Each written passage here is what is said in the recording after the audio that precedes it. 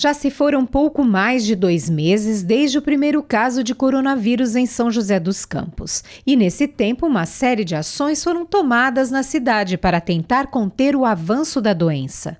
Nesses 60 dias, nosso município superou a marca dos 600 casos positivos. Em entrevista, o secretário de Saúde disse que o município vem conseguindo manter o crescimento controlado de novos casos, uma realidade que ele avalia como positiva, principalmente se comparada a outros municípios. Realmente a população entendeu a importância do isolamento, a prefeitura adotou o isolamento precocemente, foi antes da gente ter o primeiro óbito. Então isso foram fatores que fizeram com que a gente conseguisse achatar o número de casos. Isso é muito importante, é lógico que cada óbito é uma perda. Para nós da saúde, cada óbito é uma derrota, isso a gente costuma entender dessa maneira, é difícil a gente tolerar a questão do óbito, mas diante de uma pandemia tão severa, como vem acontecendo, realmente os nossos resultados são bem melhores do que boa parte do mundo. O número de pessoas recuperadas da doença é apontada como uma grande conquista, segundo a Prefeitura. São José dos Campos conta mais de 400 pacientes considerados curados. Ainda assim, nosso município, infelizmente, registrou perdas. Foram pouco mais de 30 pacientes que morreram de Covid-19. E diferente das grandes cidades do país, que enfrentam hospitais com leitos lotados, a taxa de ocupação dos leitos de UTI de São José se manteve abaixo dos 60%. Ao todo, nossa cidade possui 1.400 leitos, entre enfermaria e UTI. Para o coronavírus foram destinados 332 leitos exclusivos de UTI, todos com respiradores. A gente ainda tem espaço para crescer. A gente não vai investir agora, nesse momento, porque ainda temos folga na nossa taxa de ocupação. Então, a partir do momento que a gente chega num certo ponto, aí a gente starta, dá início às novas ampliações. E um dado importante que a gente viu nessa taxa de ocupação de leitos de UTI, a gente viu que metade dos pacientes que estão nas UTIs Covid, tanto público quanto privado, mais na área privada, eles testaram negativo. Mas como eles estão numa área Covid, eles vão ficar nesses leitos até que se resolva a necessidade da internação. Então, acaba sendo ocupado por pacientes não Covid. No Hospital Municipal, nós resolvemos isso criando um isolamento prévio. Então, tem uma quarentena dentro do hospital. O paciente chega, tem necessidade de internação, faz o teste e aguarda o resultado do teste. Ele só vai para a ala Covid quando vem o teste positivo. Se veio negativo, ele está isolado, não teve risco de contágio, ele vai para a enfermaria normal, enfermaria de clínica médica. Mas, mesmo depois de 2 meses desde o primeiro caso na cidade, os números da doença ainda geram dúvidas, como aponta este professor universitário. O principal questionamento é quanto à subnotificação de casos. Um estudo feito por ele, baseado em projeções criadas pelo Instituto Fiocruz, aponta que o número de registros da doença pode ser maior do que o apresentado pelas estatísticas.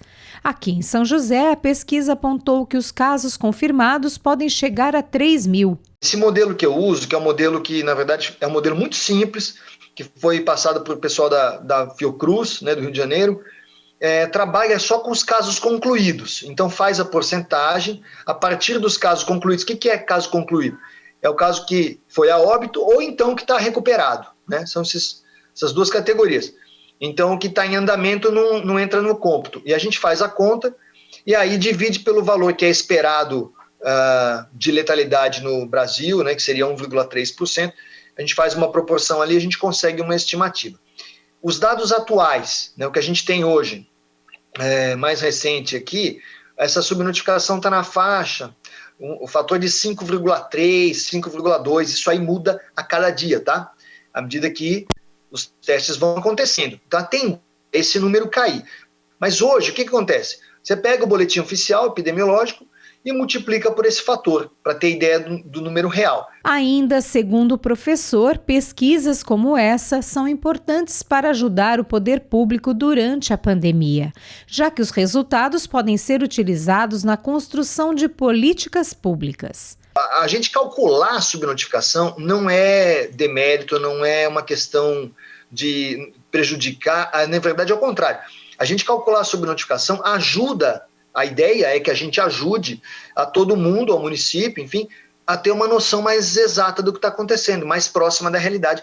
Isso devido ao número de testes ainda ser limitado. O que nós esperamos é que, com o passar do tempo, aumente a base de testes e aí a tendência é que vá convergindo o número do boletim epidemiológico com o número da nossa estimativa. Em princípio, eles vão se encontrar em algum momento, à medida que o número de testes avança, né? Então, a ideia é a gente fazer com que o município tenha uma noção correta, né? O mais correta possível da situação real, do avanço da pandemia. E para tentar se aproximar dos números reais, o secretário de Saúde da cidade revelou que, a partir de agora, o município pretende expandir os testes da doença. Segundo ele, todos os pacientes, até mesmo aqueles com sintomas mais brandos, serão testados para a Covid-19. Ainda segundo ele, mesmo se os números da doença forem controlados, o município vai manter as medidas de segurança, como o uso das máscaras e o isolamento social. Isso vale também para caso o município flexibilize as regras para o comércio da cidade. A gente já tem uma experiência aí de criar critérios. A gente não vai poder abrir o comércio, todas as estruturas, como era em dezembro do ano passado. Então, toda vez que a gente tentou abrir algum estabelecimento, a gente criou regras severas para que pudesse abrir, dando segurança para a população e para o empreendedor também. Então, mesmo que o Dória faça essa abertura do comércio, a gente vai seguir a nossa postura de criar regras para levar segurança para a população e para o empreendedor.